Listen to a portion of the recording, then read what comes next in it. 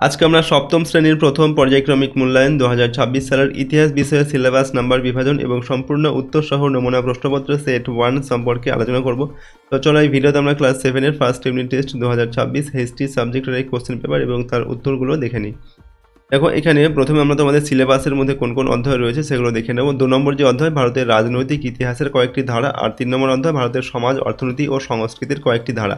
এই দুটো অধ্যায় থেকে তোমাদের সাধারণত প্রথম ইউনিট টেস্টের প্রশ্ন দেওয়া হয়, তো এই অধ্যায় দুটো তোমরা ভালোভাবে পড়বে।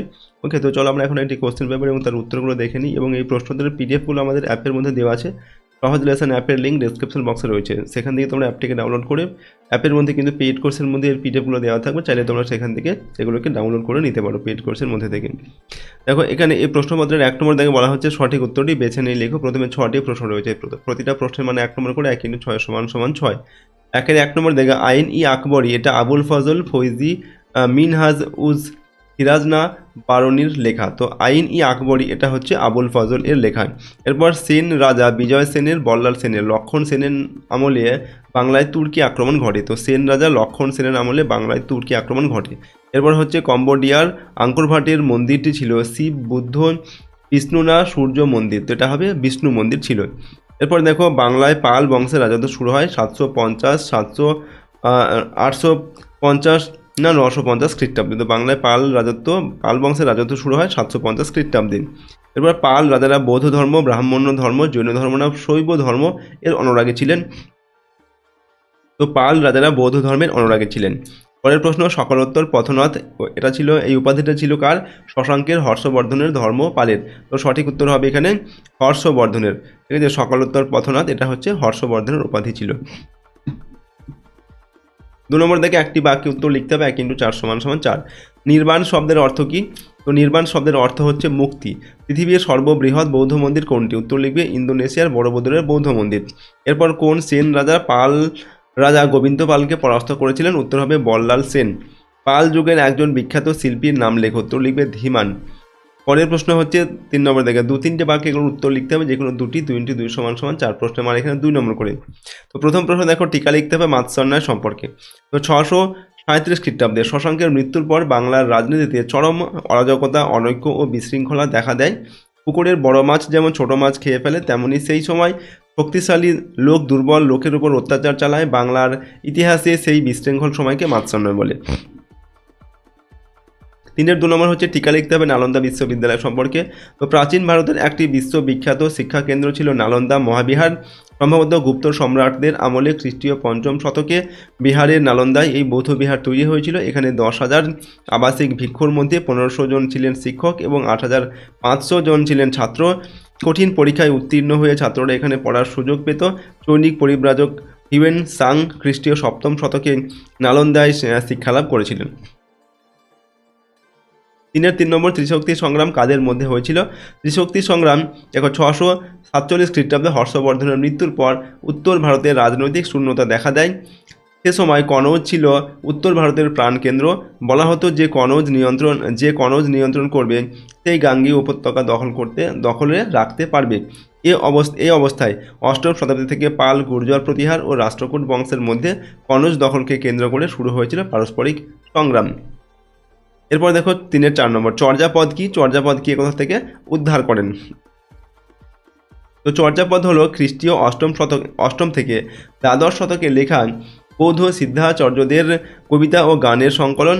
চর্যাপদে ব্যবহৃত ভাষা হলো আদি বাংলা ভাষার নিদর্শন। চর্যাপদের পুঁথি হরপ্রসাদ শাস্ত্রী নেপাল থেকে উদ্ধার করেন। 4 নম্বর থেকে এখানে 4-5টি বাক্যে উত্তর লিখতে হবে, যে কোনো দুটির। প্রশ্নের মান 3 করে, 3 × 6 নম্বর দেওয়া আছে। তার 1 নম্বর দেখে সুলতান মাহমুদ ভারত থেকে লুট করা ধনসম্পদ কিভাবে ব্যবহার করেছিলেন? তো খ্রিস্টীয় 11দশ শতকে গজনীর সুলতান মাহমুদ আনুমানিক 1000 খ্রিস্টাব্দ থেকে 1027 খ্রিস্টাব্দ পর্যন্ত প্রায় 17 বার ভারত আক্রমণ করেন। মাহমুদের ভারত অভিযানের উদ্দেশ্য ভারতের মন্দিরগুলি থেকে ধনসম্পদ লুণ্ঠন করে নিজ সাম্রাজ্যের উন্নতিকল্পে ব্যয় করা ছিল তার প্রধান উদ্দেশ্য। তো লুণ্ঠিত ধনসম্পদের ব্যবহার। ভারত থেকে লুণ্ঠিত ধনসম্পদে মাহমুদ নাম্বার এ হচ্ছে তার রাজধানী গজনী এবং অন্যান্য শহরকে সুন্দর করে সাজিয়ে তুলেছিলেন। নাম্বার বি গজনীতে প্রাসাদ, মসজিদ, গ্রন্থাগার, বাগিচা, জলাধার, খাল এবং আমু নদীর উপর বাঁধ নির্মাণ করেছিলেন। এরপর নাম্বার সি হচ্ছে গজনীতে একটি বিশ্ববিদ্যালয় তৈরি করে সেখানে ছাত্রদের বৃত্তি ও শিক্ষকদের বেতনের ব্যবস্থা করেছিলেন।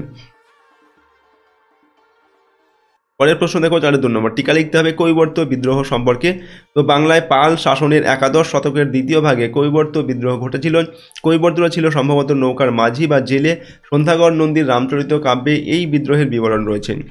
নাম্বার এ দিয়ে লিখছি বিদ্রোহী এবং বিদ্রোহ। এই বিদ্রোহের 3জন নেতা ছিলেন দিব্য বা দিব্যক, রুদক ও ভীম।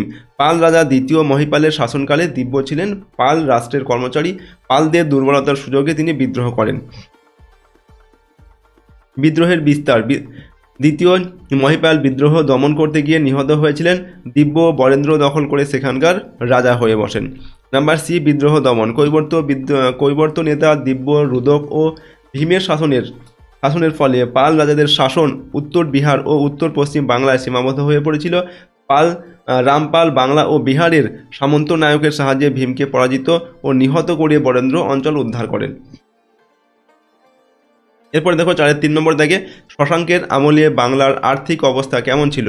তো শশাঙ্কের আমলে 606 থেকে 7 খ্রিস্টাব্দ থেকে 637 থেকে 38 খ্রিস্টাব্দ পর্যন্ত এই সময় বাংলার অর্থনীতি ছিল কৃষি নির্ভর। রাজ্যে নিয়মিত কৃষি কাজের ফলে অঢেল ফুল ও ফল পাওয়া যেত। রাজধানী কর্ণসুবর্ণ একটি গুরুত্বপূর্ণ বাণিজ্য কেন্দ্র ও প্রশাসনিক কেন্দ্র ছিল। আশপাশের গ্রাম থেকে এই নগরের নাগরিকদের জন্য নিত্য প্রয়োজনীয় জিনিসপত্র আসত। জমির চাহিদা বৃদ্ধি হওয়ায় কৃষির গুরুত্ব বেড়ে যায়। ফলে সমাজ ক্রমশ গ্রাম কেন্দ্রিক হয়ে পড়েছিল। হিউয়েনসানের বিবরণী থেকে জানা যায় যে দক্ষিণ পূর্ব এশিয়ার সঙ্গে বাংলার বাণিজ্যিক যোগাযোগ ছিল।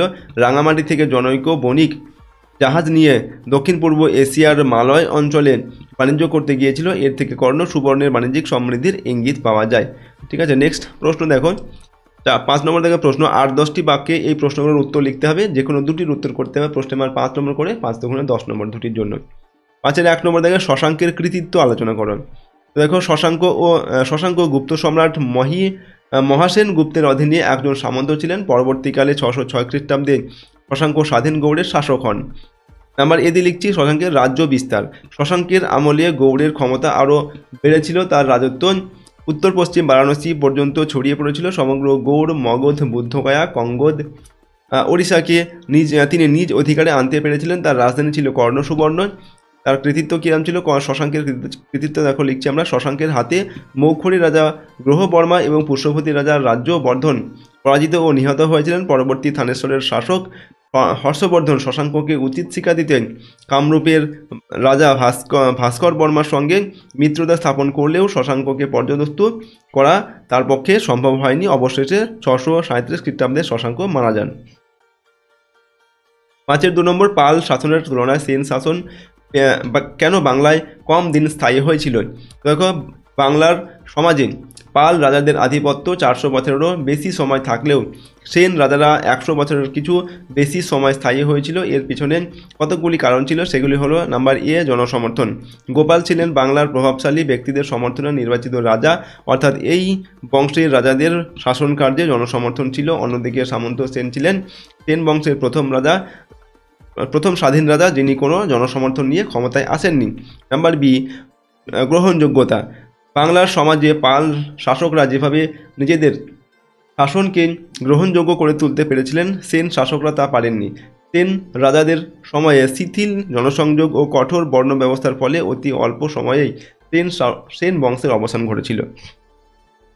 এরপর নাম্বার সি দিয়ে লিখছে দেখো সাহিত্য ও সংস্কৃতি মনা। শিক্ষা দীক্ষা, সাহিত্য, সংস্কৃতি, ধর্ম, শিল্পকলা প্রতিটি দিক দিয়ে পাল শাসন সেন শাসন অপেক্ষা অনেক এগিয়ে ছিল। 5-এর 3 নম্বর, সেন রাজাদের আদি নিবাস কোথায় ছিল? কিভাবে তারা বাংলায় শাসন কায়েম করেছিল, অথবা সেন রাজারা কিভাবে বাংলায় তাদের শাসন কায়েম করেছিলেন, এটা লিখতে হবে।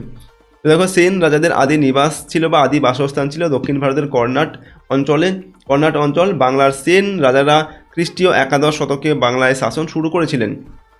নাম্বার এ দিয়ে লিখিত সামন্ত সেন এবং তার ছেলে হেমন্ত সেনের আমলে রাঢ় অঞ্চলে সেনদের আধিপত্য তৈরি হয়েছিল। নাম্বার বি বিজয় সেন। হেমন্ত সেনের ছেলে বিজয় সেন 1096 থেকে 1159 খ্রিস্টাব্দ পর্যন্ত পাল রাজা মদন পালকে পরাজিত করেন এবং তার কাছ থেকে উত্তরবঙ্গের কিছু অঞ্চল দখল করে দখল করে নেন। তিনি ছিলেন সেন রাজ্যের প্রকৃত প্রতিষ্ঠাতা। তিনি একে একে কামরূপ, মিথিলা, গৌড়, পূর্ববঙ্গ, রাঢ় জয় করে সেন রাজ্যের পরিধি বাড়িয়েছিলেন।